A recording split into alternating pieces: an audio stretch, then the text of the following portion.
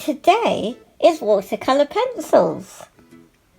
Tomorrow for the last day, because I didn't do 31 days, it was only 30 for this challenge.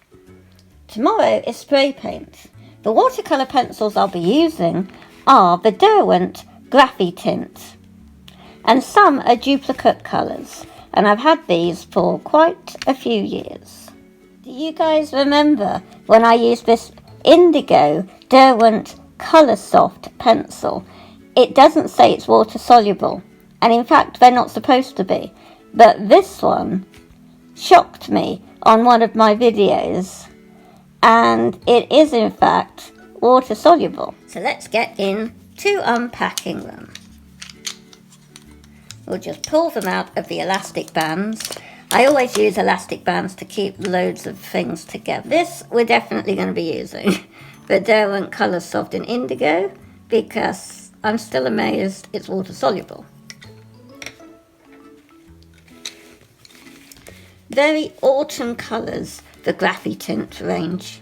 Very good for doing woodland landscapes, forests, countrysides in general.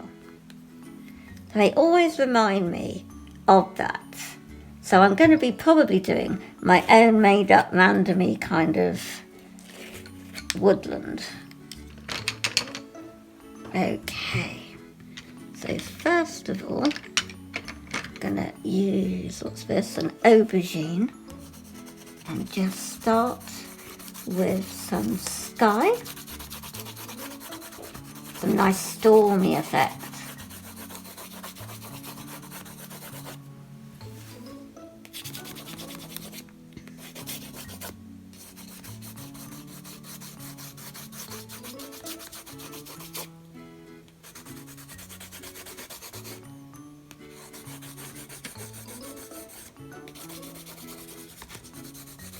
I bet you guys can tell, but some interesting news I discovered when I was searching YouTube for YouTube videos and ideas in general.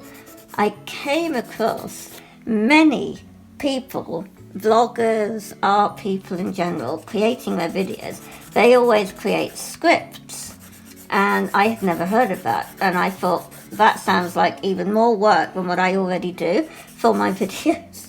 And it never crossed my mind to even use a script. I don't know whether you guys are fully aware of that, and you're probably thinking we've known from the beginning of your channel that you are not using a script. However, yeah, I don't use a script. I'm totally just me, unscripted. So I've added in that indigo because it's just fascinating that it is water soluble when it's not supposed to be. And we'll add in some of this storm colour, number 18. It's kind of like grey, but more creamy.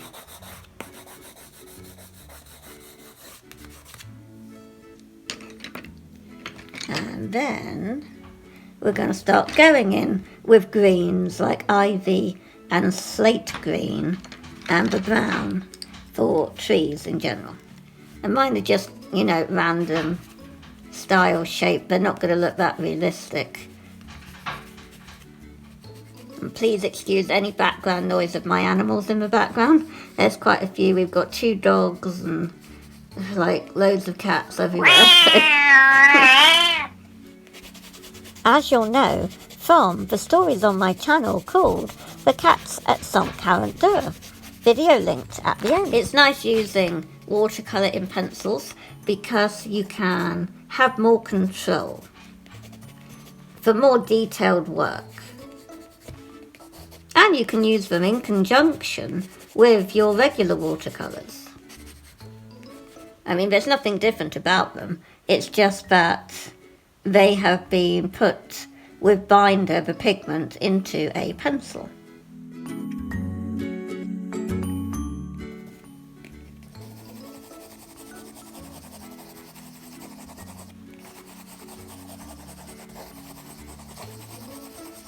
Now, I've just made a huge mistake.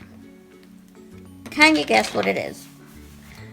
I should have just painted the background first.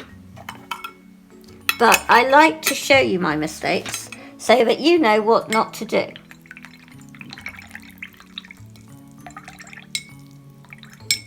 And that was unscripted.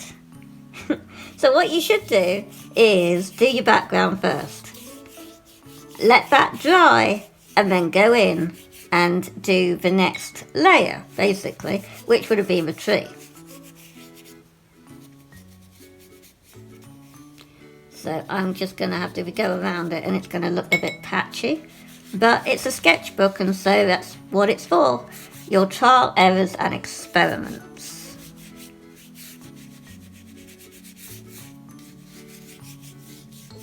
And look at that blue.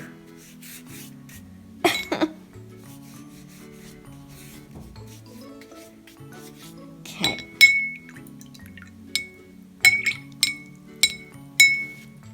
And we'll be putting some of this down for the ground. It might not be a wood after all. I'm not sure really where I'm going. That's why I like the impromptu drawing sessions I do with you guys, because I don't plan anything. I'm not scripted. It's just random, and whatever comes out of my head onto the paper.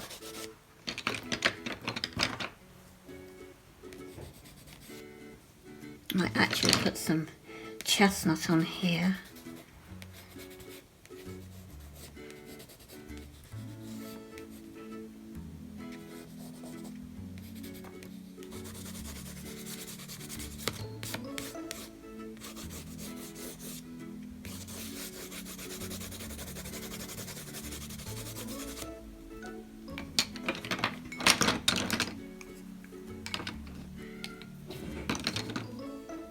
And we've really used up one of these colours. I have to get my electric pencil sharpener for it. Okay, now we'll go in with the water. And just look at that. It breaks up all the pigment so very easily.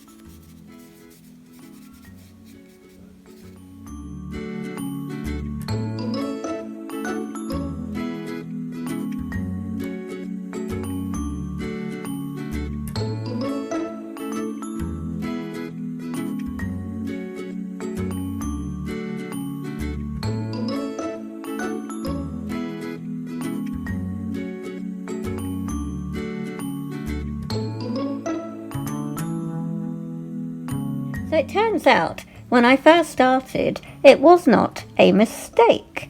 You have to draw the background with watercolor pencils as well as doing your main picture, basically. You have to draw everything all in one go. Don't do the background first, because if you do, it's very hard to then get some layering going on. Well, at least I did, and I'm using the Pink Pig sketchbook.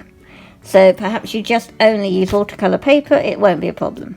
However, with this, as you saw, we did the background and then this, and it all stood out much better compared to the first one, which I just gave up on because it wasn't working.